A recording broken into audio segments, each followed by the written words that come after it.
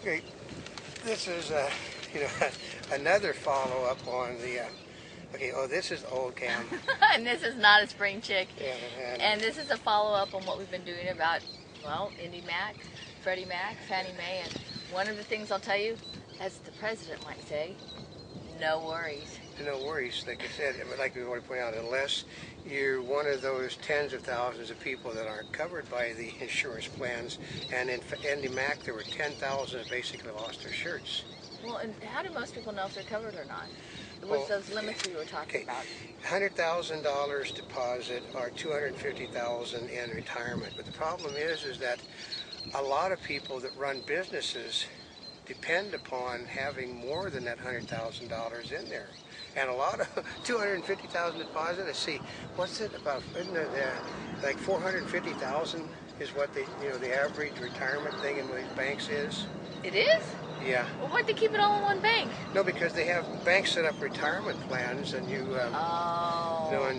banks will do the investment for you. But most of the people with retirement plans basically have been screwed too. So, but the president has said that the banking system is sound, and not to take your money home and put it in your mattress. In your mattress. The problem is actually that's actually good advice, because if the bank forecloses, they'll probably get the mattress too. So. Well, they foreclose on the house. But part of it is like if you run to the bank, then it causes the problem. If you don't run to the bank, then you don't have any money. Indy Mac Indy Mac is actually sound.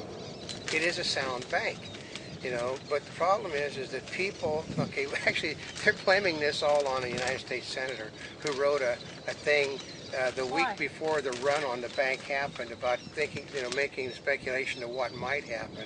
What might happen? Serious? Yeah. Well, basically, we're talking about, a really left senator. Did he publish it? Yeah, he wrote a letter about it, and that letter got published, which wasn't supposed to happen. But nothing is private today in the world of politics, folks. What you think is it's a private communication between you and someone else always gets stuck out there. But yeah, it's remember when you're doing your email and it says that it may not be private? Yeah, okay. None of your email is private. That's another topic. But we'll just say that everything that you write on the internet is locked up in Yahoo's, Hotmails, AOLs, all of their vaults for like 6-7 years.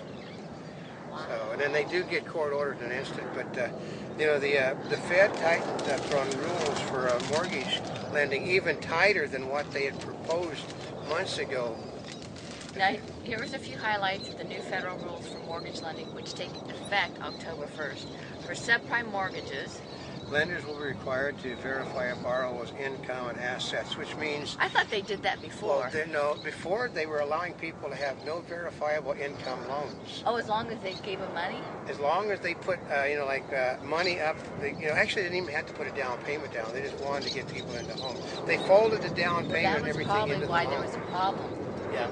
It's common sense. That was the problem. Lenders will be barred from levying prepayment penalties for the first 4 years of any adjustable rate subprime mortgage. Other subprime mortgages can have no prepayment penalties for 2 years. Actually, that part's good. Yeah, and they've also, the thing that's not in there too, a lot of people will pay off their loans early. And basically, there's no penalty now for early payment off of your loan. I mean, if you got a 30-year loan, want to pay it off at 25, they used to stick you for paying that loan off early. No, wait a minute. So if you have a loan with one institution and you refinance it with another one, would they give you a prepayment penalty because you prepaid it off with that vendor? That the people didn't know.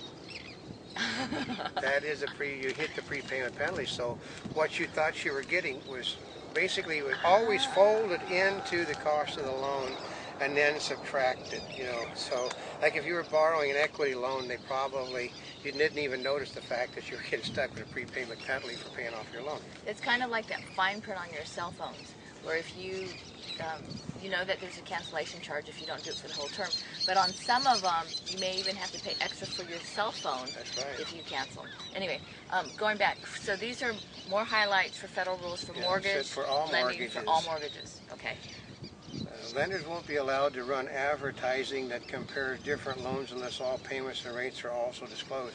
You know that little tiny print that you see coming across the screen on all the pharmaceutical commercials, or the guy that does the voiceover that tells you that the side effects are exactly the same as you had before before you took the medicine. You can expect to see, maybe Ed McMahon will have another life doing voiceovers explaining to you that, this and this and this and this and this and this and this and this. They'll spend 30 seconds in a 1-minute commercial explaining to you about all of the things that nobody can comprehend but an accountant or a lawyer. And now advertising that touts mortgage plans in a foreign language would be required to include legally required disclosures in that same language. It means that it means that things that you couldn't comprehend before in English, you will now not be able to comprehend in a foreign language. Which means you probably have to get a specialist. Get a lawyer. A lawyer that understands that language. Yeah, because it's best. A real estate agent. If you have your own agent can explain it. If you have an agent that's trying to sell the house, you'd better go find somebody to explain it to you. But wouldn't that make sense? Wouldn't you do that in the first place? Nobody does. Nobody reads contracts. Wait a minute. Lawyers don't they read always contracts. tell you to read? Okay, they got you the little thing. Sign? It says on every box of every loan of everything you do, you certify that you have read and understand all the above.